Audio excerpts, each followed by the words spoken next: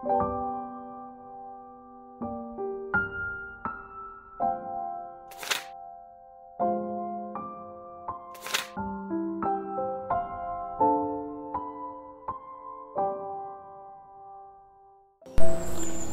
ni Ebanghelyo para han pagsalin urog han Birhen ang Dolorosa o ang mahal nga Birhen Maria ang kasakit sumala kan San Juan kapitulo 19 versikulo 25 ngadto iton 27. Natok daw hiranihan krus ni Jesus hira iya nanay ang bugto nga babae ni iya nanay hi Maria nga asawa ni Cleopas ngan hi Maria Magdalena.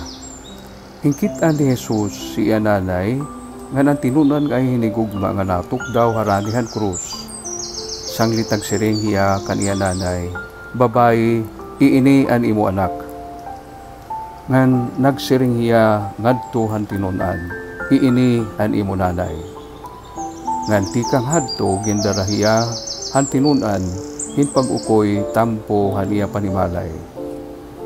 Kabugtuan ang Ebanghelyo han Ginoo, pagdayahon ka Kristo. Baraan nga adlaw ha iyo pagsalin urog han Our Lady of Sorrows o han mahal nga Birhen han iya kasakit. Hadto bago pala kapadi may daha akon nag-imbitar hin paghatagin santulanan usa nga bata nga natetanos kay baga nakatamak adahiyahin iton laib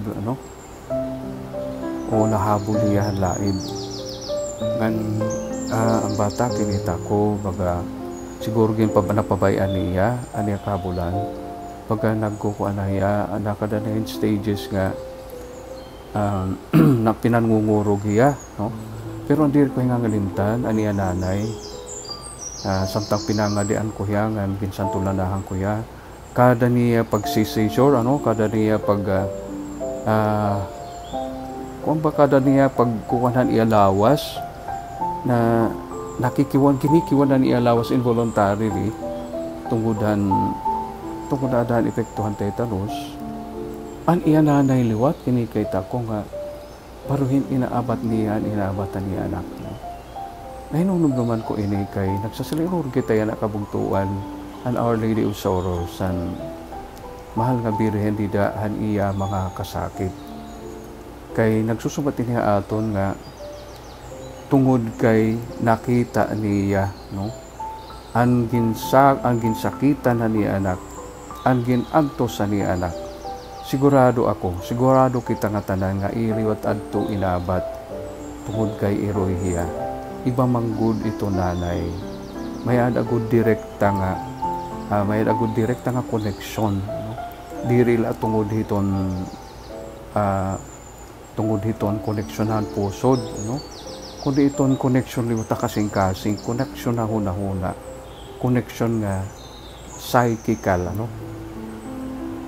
connection na kalag labi na hi Mama Mary haniya anak kay an iya pag iniroy ka ni Jesus diri la iking papakita niya tungod kay iya nagpasuso hiya nagpadako an iya pag iniroy ka ni Jesus kay tungod kay sugat ka ni Jesus hiya liwat nan mati han pulungan Dios han pulungan amay pinaagyan ng hel ngan iya inigintuman nga habot nga hanon mga kasakitan nga ginaagian nga nakita gyap niya han kasakitan na ni anak ngan bisan pa man nga ni antes ani anak igpasan igiraysa nga mamatay sa krus nagsakit na hiya didto palahan ginbubukod ni Herodes basi mamatay ani anak nga nagkamamatay damo liwat nga mga kabataan an ira pagkalagyo nga to Ehipto kun ato ni pamamalandungon an ira pag pinamiling ka ni Jesus nga nawara hin tulo ka adlaw kun ato ditong pamamalandungon kabugtuan damo gada niya mga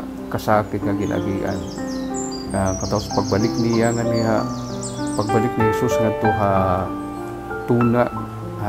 tuna nga sagrado han Holy Land iginsalikway niya kalugaringon ng mga tao kinita iniliwat ni Mama Mary katapos kinita liwat ni Mama Mary nga ging dalaganan hiya ging kabayaan niya mismo mga hinigog mga tinunan pati ang mga apostoles labot la kan San Juan, labot la kan San Juan ang tinunan nga hinigugma ni Jesus. Asa ini kabugtuan ngayon na dili aton ebanghelyo. Ginsusumatan kita nga kinita Jesus kan iya nanay, kinita liwat hiya han iya hinigugma ka tinunan kan San Juan ngan ginsiring niya Mama Mary. Kita tanawa an imo anak. Nang ginsiring niya an hinigugma ka tinunan ni San Juan, tanawa an imo nanay. Kay kay karuyag ni Jesus bilinon ha aton. Kay kita man tinataglawas ni San Juan, kay nga tanan man ang mga sumusunod ni Jesus ihinigugma, karuyag na igbilin ha aton aniya ayroy.